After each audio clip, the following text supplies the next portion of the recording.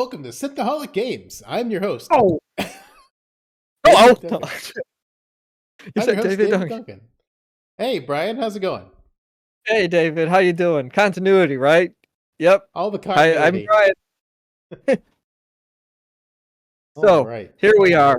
We have game news. Really, I mean, listen, it's the middle of March right now. Maybe it's the end. I don't really remember what date it is. However, with that said, it's March. There's not a lot of gaming news right now except layoffs because layoffs have to happen at in quarters. So there are layoffs. I don't want to talk about them.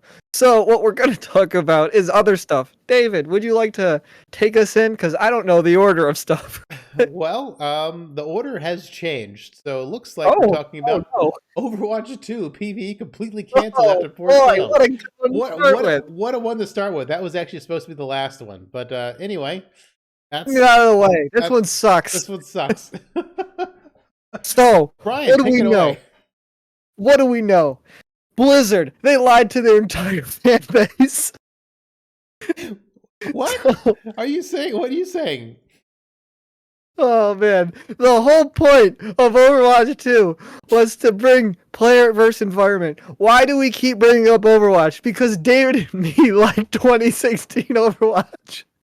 So here we are in 2023-4 talking about Overwatch, hoping it was better, hoping and praying Blizzard could do something correctly. They didn't. They canceled the only reason Overwatch 2 No, well, I mean, was supposed to come out. I mean, they said that Overwatch 2 was the only reason, but no, the only reason they made Overwatch 2 was so they could inject a cash shop and They get rid didn't of. tell us that though at the start. They told us Overwatch 2 was so ambitious that they couldn't put it in the first game. Then Overwatch 2 came out. They switched to a free-to-play model, put it in an in-game store, and then started microtransactions. And then they never added anything else. uh, This so is why I don't like to buy anything from Blizzard. I didn't buy Diablo 4. I know people said it was good when it came out, but I don't care. I don't want to give them any money. I'm trying my best to practice what I preach. I'm trying to vote with my wallet when it comes to um, entertainment that I don't agree with, companies I don't agree with. So I'm trying to not buy any, even if it's good. I want them to not do horrible, awful things. For yeah. the love of So I God. mean, what did we learn? We learned that Overwatch was a good game, and it just somehow Blizzard has made the wrong choice at every opportunity to make a good game. I don't know where or who falls on that, and I'm tired of seeing the developers say like, "It's not my fault. You made it. Leave. Go get a new job. You're partly at fault." I can get hate for that. That's okay. I know nobody will hate me, but like, I'm just saying, like, if you worked on the game and you did what you were told, like, you're part of the problem. You're accessory. You're an accessory. Well, I mean, just putting this out there, guys. We do have a Discord channel, and one of our voice channels is Rip Overwatch 2016 to 2017, because that was the year Overwatch was good. That's one of our voice channels, and for listeners, there should be a link in the notes and what for our Discord. You can definitely join us, chat with us over here, but yeah. That's one of our voice Hey. channels because we used to play Overwatch, and we just dedicated an Overwatch channel to rest in peace. Yes, yes. So, I guess let's just, what do we got up next? Overwatch, you suck. Overwatch, you suck indeed. So let's move over to what was supposed to be our first news. I had the last news first. Larian Studios won't make a Baldur's Gate 3 DLC or expansion or Baldur's Gate 4. So I'm not sad about them not making DLC. I'm a little bit sad about the expansions in Baldur's Gate 4 because Baldur's Gate 3 was just an amazing experience. And I'm a little bit sad that they're not going to go on with Baldur's Gate 4. Honestly, my biggest gripe personally about um, Baldur's Gate 3 was the whole tadpole thing. Like the tadpole thing just drags on. Like no one's ever gonna fix you, and you're just kind of like asking people, and it just kind of everything just kind of dead ends. So it feels like the story is kind of like mostly about the external characters. Well, In if my you're playing safe, everything's a dead end. But even so, like all the character stories were really interesting. The overall main plot was but the character stories were interesting. I was hoping if they went and made a Baldur's Gate 4 that they would have a little bit more of a better overall overarching story. But yeah, what are your thoughts, Brian? Um, yeah, but I don't think anybody's going to dispute that Overwatch. The Baldur's Gate I 3 can't is stop. a fantastic game, but I did listen. No, I didn't listen. I read the article where when the guy that always wears the knight suit, he's the leader in chief at over at Larian. He said that they did start a DLC expansion, something like that, and he could tell that like the team's heart wasn't in it, and he thought it was for the reason that when they're making this expansion or DLC, it's because the amount of choices they had to think of, because you play this 120-hour game, or not 120 hours, but this super long game, and there's so many different things that could happen. So you'd have to incorporate all that stuff into the DLC. And he could tell that like people just like it was a monumental task just to do that. So they decided to not do Baldur's Gate 4. They're giving the IP back. It's like they worked 20 years to get this like IP, made the greatest game of all time, and then just like, we're good. We don't want it anymore. So the rumor is right now that they're actually gonna make. You're gonna like this, Dave, because I don't think you know this yet. Because you would have said something. They're actually making a sci-fi game that is going to quote. This is Swen coding. Dwarf Baldur's Gate 3. So Ooh. I don't know what that means. We probably won't see that till like 2032. But who knows what could happen there. Who knows? I thought they were making Divinity next, but that is not what the CEO said. Well, the CEO, I watched his GameSpot interview. He said they like to kind of like not retread old ground. So doesn't sound like they're gonna do a Divinity 3. No, he said they're making a brand new IP as their next game, Yeah. and then the game after that he wants to go back to Divinity. Oh, okay. So we're getting something brand new, and it's rumored to be a sci-fi game. Well, So 2.0. I'm all for a sci-fi game. I was saying like Yeah, you were joking about I that. was joking about it the other day. I was like, man, I really hope they make a Warhammer game next, so that a Warhammer RPG in the vein of Baldur's Gate 3. So instead of knight armor, he'll be walking around in the Space Marine armor for like a couple years. That'd be He'll never be able to fit in a chair again. Stomping around in Space Marine armor. That'd be But yeah, amazing. I mean, I think it goes without saying for both of us. Larian's probably one of the best developers that is currently working. They Hmm. seem to treat their staff really well. They don't do layoffs. The Sven guy or whatever, he's outspoken about like the trash that other companies are doing about greed and how they treat people. He just like calls people out. So I don't. It's cool to see like how the gamers think put into a company. So Larian, good job.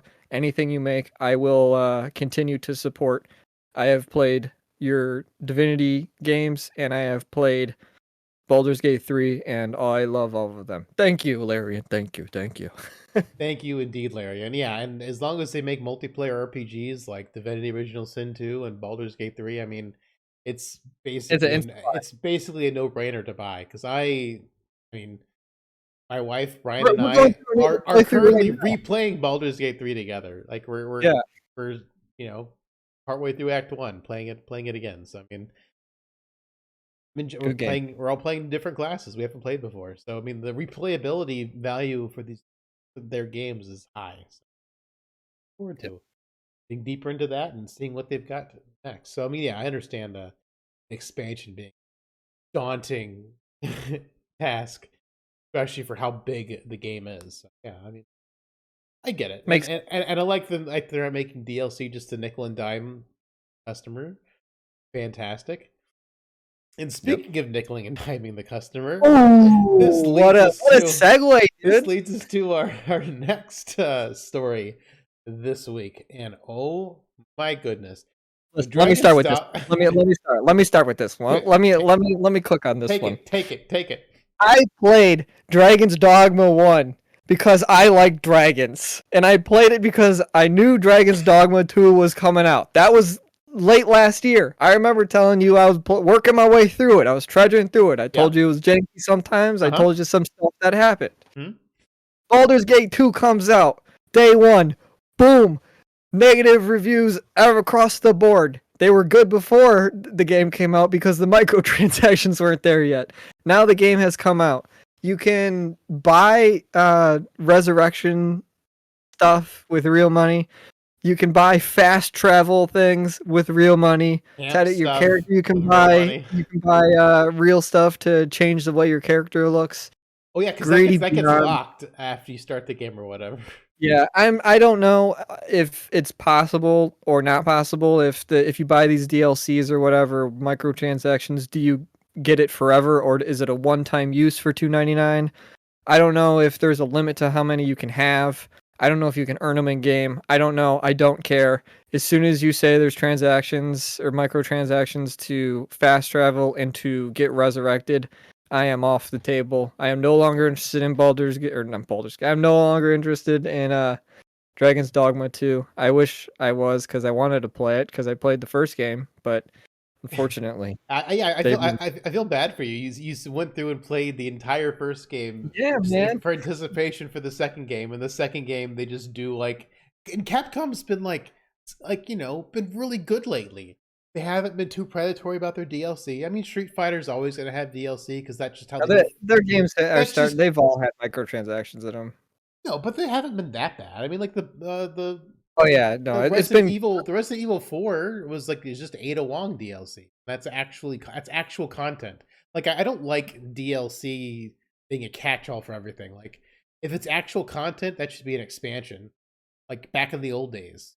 Back in the Yeah, ye old time when you had to buy games in boxes. They were yeah. they were the main game and they were expansions, and then DLC just kind of became this catch-all term. I am more and more moving to an anti DLC camp. I don't like DLC. I want it to die in a fire.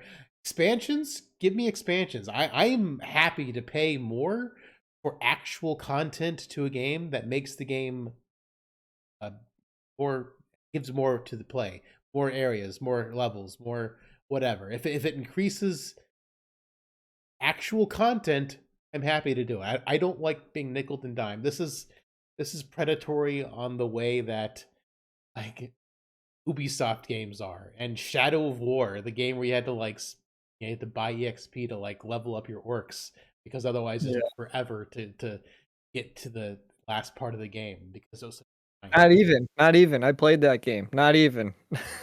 Halfway through the game starts getting real difficult because you don't buy that stuff. So everything, it's not even fun because the orcs and stuff are such a higher level than you that you just kept running in and just getting one shot by everything, and you do like 4 damage to them. Well, Anyway, the thing is, I started playing the first Middle Earth first one's game, and then I heard this about the second one, so I quit playing the first one. yeah. The first one was really good, but I played it before the second one was even announced. Probably. Yeah, I started playing the first one right before the second one, and then the second one just got savage. So I decided, yeah, I'm not gonna invest any more I'm good. time. I'm not gonna invest any more time in it because I mean, if the sequel's trash because of this microtransaction hell, then I'm not gonna even bother finishing the Yeah. first one. I don't see any value in doing it and looking forward to it and being, like unfortunately disappointed like Brian is now. And from what I've heard and what I've read from the Capcom's response to it, all these items are all attainable in the game eventually. It doesn't matter. But I mean, like it's just the fact that you just nickel and dime me like that's all. I mean, games Yeah. like Street Fighter, I'm not happy about it, but I mean, like character packs make sense. They launched the game with like a relatively robust number of fighters. Granted, Street Fighter 6 launched phenomenally. I mean, they had that whole World Tour mode, which is like basically its own game. Like it's basically two games stuck together. Like that's they offered a lot of content for the base version, Street Fighter 6. And characters and costumes is always going to be like their gotcha thing now. Well, Microtransactions that's how it's always been for any fighting game ever. well, I mean, it's better than buying the entire game over again because I mean that's Oh how it yeah. was like back in SNES days. It's like here, buy Street Fighter 2. Now buy Super Street Fighter 2. Now buy Super Street Fighter 2 Turbo. Now buy Super Street Fighter 2 Turbo Deluxe 16. Like it was, they had Keep it all going. these yeah, it's just you had to buy the entire game to get the new content. So I mean, the fact that they're selling it, but granted, like buying a lot of this content is like buying the game like 6 times over. Not much better, especially in Dead or Alive's case. Mortal Yeah. Kombat 1's case. Mortal Kombat 1 is really bad. Sometimes it is what it is. We'll close with this on this topic. The game director said they're not putting in fast travel into the game because you won't need it. Well, we know why he didn't put it in. It's because it costs $1.99 to do it. I'm gonna I don't guess. trust you, game director. I'm gonna guess that they're limited use items in the game, so I'm guessing buying them is also limited. So the thing you Yeah, I buy don't know. for $1.99 is like you use it once, there it goes. Or if they give Yeah, you a that's couple, insane. use it a couple times, there it goes. That money That's just went that's poof. Like that. yeah. That's just awful. Like, Oh, get me out! Get me out! Bring me to something nice. Get me out! Bring me to a nice topic. oh man. Well, it's finally happened. Horizon Forbidden West Complete Edition has made its way to the ye old PC. That's right, David. And let me tell you, there's not much news here. David just said the news. However, Horizon news is Brian's news. So, I like Horizon very much. I like everything about Horizon. I love the games. I have the board game. I like it all. So, any opportunity I have to talk about it, I will talk about it. So, Horizon's on PC. Go buy it. We're gonna support them. We're gonna single-handedly make them make a fourth game after Horizon 3. I Whatever that hope one is. so. And I'm not super excited for their MMO or whatever microtransaction hell game they're talking about making right Yeah. now. Well, Gorilla's not making it, so I don't got to worry about it. Oh, okay. Or Well, it's made by a different company. They just loaned out the IP. anyway, it's funny that you brought this out as news for today because my father-in-law bought this for me. So thank you, Thomas. Yeah, my Ooh. father-in-law bought this for me already. I downloaded it the other day, and I played it for the first time today. Granted, I started it on PlayStation 5, and I uninstalled it to make room for Final Fantasy VII Rebirth, since I knew I had this already, because he gifted this to me like over a month ago. So Well, I played it this morning, and it's pretty solid. I'm playing it in the it looks ultra great. wide mode, even though I don't have an ultra wide Ooh, monitor. It's that's a treat. pretty nice. It's pretty nice. A lot more of the horizon I see a lot more of the Horizon. in Yeah, I don't know. Horizon. This Horizon Forbidden West might be still. I mean, I could be wrong from all the games I've played, but I think Horizon's still the best looking game I've played in my life. I think. Don't quote me on that. Well, actually, no, you can't quote me on that. I'm saying it. So yeah, I don't know. I Final like the game. Fantasy VII Rebirth is up there. I mean, Final Fantasy I haven't VII played. Rebirth. It's it's super solid. I mean, I'm not saying Horizon Forbidden West looks bad. It looks fantastic. But Final Fantasy VII Rebirth is a sight to behold. It also looks nice. It also looks very nice. Yeah, So yeah, I'm still there's not working really my any. way through that. Well, one day you will finish it, Yeah, and when you and do, we'll all know. we'll know, and we'll have to talk about it. Give our actual review for it once you've finished playing it too. We could Sure. dedicate a whole episode to a review Yeah, eventually. we could. We did that for the first one. Yeah, we did. That was, I think, one of the first podcasts we ever did. Yeah, that was back when we were still mostly a Star Trek podcast, and we were just trying to get. I want to talk about Final Fantasy VII because it's one of my favorite games of all time. So yeah, And I, there that is. But yeah, I really hope there's a Horizon 3. I wonder there, if there they'll. is, I hope there is I'm gonna miss Silence, Miss Silence. the What are actor you talking about? died. Oh, Silence. Silence, Okay, yeah, silence! I yeah. kill you. I don't know. I don't know what they'll do. I'm not gonna say what's gonna happen in the game, but we'll see. Maybe they'll AI him to death. Most. They might. I mean, the whole Horizon thing is all about AI. Yeah, it is about AI. That would be pretty fitting if they get permission from his It family. would make sense too. If you're gonna use AI for anything, this would be a good time to use it. Yeah, hopefully they'll get permission from his family and be able to create silence because I love his voice. I love seeing him. Things I'm sad he's passed away. It was a good And the toys are we or whatever that college humor video on YouTube that is still one of my favorite things he's ever been in. It is amazing. back right there.